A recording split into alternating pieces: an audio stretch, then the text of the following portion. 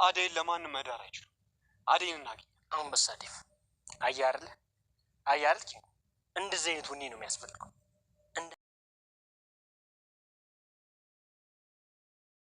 ልክ ነው።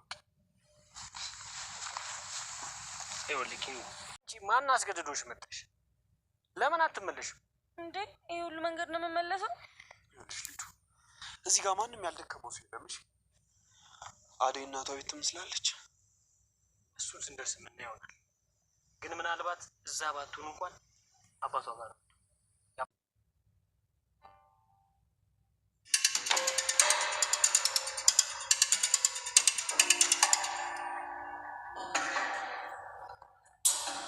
ግን ቶሎ ትመልሳለህ? ያለ አንቺ እንደማያስችለኝ ያወቅሽ አውቃለሁ።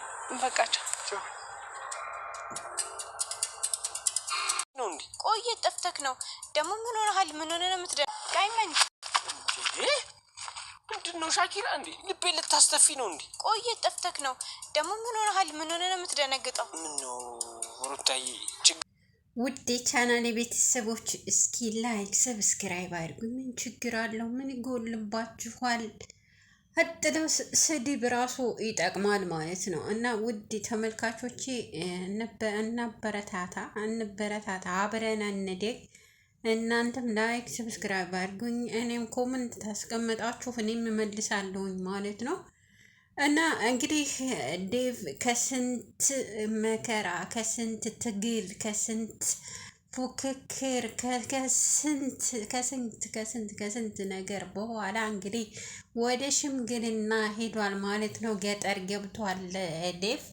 በጣም ደስ የሚለው ነገር እናቱ የአደይ እናት ማለት ነው በደስታ ነው የተቀበለችው። ነገር ግን አባትዮ አሁን ገና ያስለፈዋል ማለቴ እሱ የፈቀደውን ወንድ ስላላገባች እሱ ያልፈቀደው ወንድ መጥቶ ከዚህ ቀደምም አይታቸዋል። እንግዲህ ከልጁ ጋር ተጣልተው ነበረ፣ አይቶታል፣ ያውቀዋል። አብረው ነበሩ፣ አስሮት ነበረ፣ ደብድቦትም ነበረ። አሁን ተመልሶ አማቹ ሲሆን በጣም ነው የሚገርመው ማለት ነው። እንግዲህ ከስንት መከራ በኋላ ሄዶ ቤተሰብ ላደርግ ልጃችሁን ስጡኝ ማለቱ እንግዲህ በጣም ደስ የሚል ነው። ዴቭ እንግዲህ እስካሁን ድረስ ለቤተሰቦቹ አልነገረም። ይቀበሉት አይቀበሉት ማንም የሚያውቅ የለም፣ እሱም አልነገራቸውም። ነገር ግን አሁን የፍቅር እናት እኔ ለጓደኛዬ እስኪ ነግራታለሁኝ፣ አማክራታለሁኝ፣ ረድ ምንም ችግር የለም እያለችው ነበረ። እሷ ከጎኑ ከሆነች ምናልባት እናትየዋ ልትቀበል ትችላለች። ነገር ግን አባትዮ ምናልባት ያው ትንሽ ሊያንገራግር ይችላል፣ የዴቭ አባት ማለት ነው። እንግዲህ ገጠር መግባቱ በጣም ደስ ይላል ማለቴ ያው ከዚህ ቀደምም ገጠሩን ስለሚያውቀው አሁንም እንግዲህ ለሽምግልና ብሎ ራሱን መስዋዕት አድርጎ አዴን ብሎ እንግዲህ አዴን ምን ያክል እንደሚያፈቅራት አይተናል ማለት ነው። አዴ ግን የምታፈቅረው አይመስለኝም። ሁልጊዜ ቀዝቃዛ ናት ማለት የቀዘቀዘች ናት ማለት እሷ ሳትሆን ፍቅሯ ለዴቭ ያላት ፍቅር የቀዘቀዘ ነው። እወድሃለሁ ወይም ደግሞ አፈቅርሃለሁ፣ እንዲሁ አፈቅርሃለሁ የሚለው ይቅርና እወድሃለሁ፣ እሺ አከብርሃለሁ፣ እወድሃለሁ የሚለው እንኳን ካፏ አይወጣም ማለት ነው። እንደውም እሱን ስታዩ ፊቷ ይንጠለጠላል። ፈገግ ማለት ነበር የሚገባው ማለቴ እንኳን ደህና መጣህ ዴቭ፣ እንኳን ደህና መጣህ፣ ናፍቀኸኝ ነበረ፣ የት ነበርክ? ለምን አልደወልክልኝም? ለምን በቃ አትደውልም ነበረ? እዚህ ቦታ እኮ ብትለኝ እንገናኝ ነበር የሚል ምንም ነገር የለም። እሱ ብቻ ነው እኔ አልናፍቅሽም እንዴ ስላት አይ ትናፍቀኛለህ ብላ ዝም ነው የምትለው እንጂ ምንም ብቻ ለሱ እሱ ነው እንጂ እሷ ምንም እስካሁን ድረስ እንትን የለም፣ ብዙም አይደለችም። እኔ እንግዲህ የተወደደው ታፍቅረው ወይስ ደግሞ አታፈቅረውም በልቧ ያለውን እንግዲህ እሷ ናት የምታውቀው። ግን እኛ እዚህ ተመልካቾች የምናየው ከእሷ አፍ የሚወጣውን ብቻ ነው። ማንኛውም ሰው ካፉ የሚወጣውን እንጂ የልቡን ማንም የሚያውቅ የለም ከራሱ በስተቀር ማለት ነው። እና ውድ ተመልካቾቻችን ከብዙ መከራ በኋላ እንግዲህ ዴቭ ወደ ገጠር ገብቶ እዛ ለእናቷ ያንን ነገር በመናገሩ እናቷ በጣም በደስታ ነው ያበደችው ማለት ነው። በደስታ በጣም ነው ደስ ያላት። እህቷም እንደዛው በጣም ነው ደስ ያላት ደስ ያላቸው። እንግዲህ እሱ ሄዶ ከጠየቀ በኋላ ያው ትላልቅ ሽማግሌዎች እንደሚሄዱ እርግጠኛ ነኝ።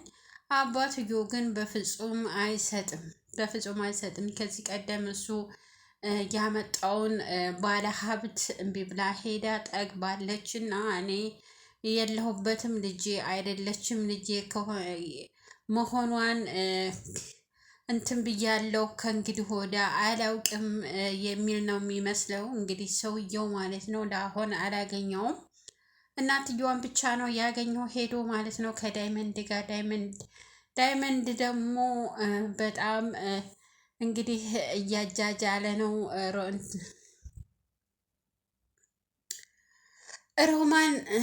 ሮማንን ይወዳል። ነገር ግን ሩታን ደግሞ አሁን ጠጋ ጠጋ እያለ ነው። ነገር ግን እሱ የሚወደው ሮማንን ነው። አሁንም አሹ ምንም እስካሁን ድረስ ሊነግራት አልቻለም። ወይ እህትነቱን ወይ ደግሞ ፍቅሩን ሊገልጽ አልቻለም።